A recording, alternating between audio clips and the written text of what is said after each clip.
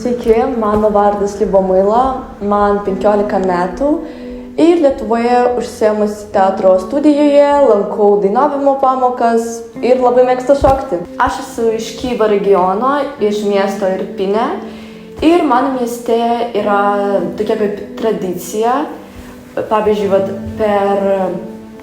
per miesto dieną mes kviečiam visokius žymius atlikėjus ir jie atlieka mums visokius dainos ir panašiai. Tiesiog labai laimingai švenčiam, nes labai mėgstam savo miestą. Galiu pradėti nuo to, kaip mes švenčiam Kalėdas, nes šiaip Ukrainoje mes labiau švenčiam naujaisiais metais negu Kalėdas.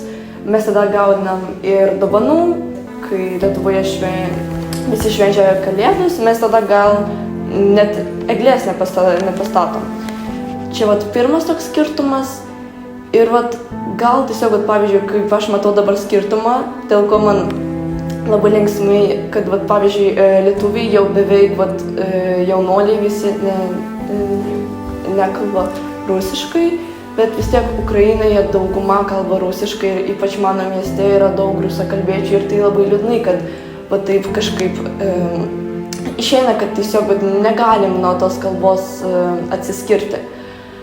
Ir tikrai galiu Lietuvoje pranešti savo ukrainiečių kultūrą ir galiu jas jaustis, nes pavyzdžiui, yra Ukrainos centras, kur per visokius šventės mes darom to, ką pripratome daryti savo miestuose.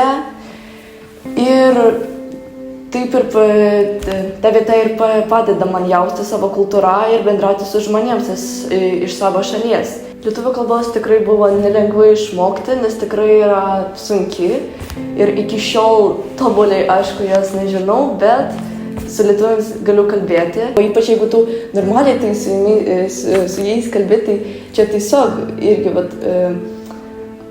jam labai ant sielos gerai ir čia irgi labai malonu, kad tu žinai, kad visos tos pastangos, ką tu darai, yra ne tiesiog ten šiaip sau, o tu darai tai dėl kažko ir labai myliu lietuvius už jų gerumą.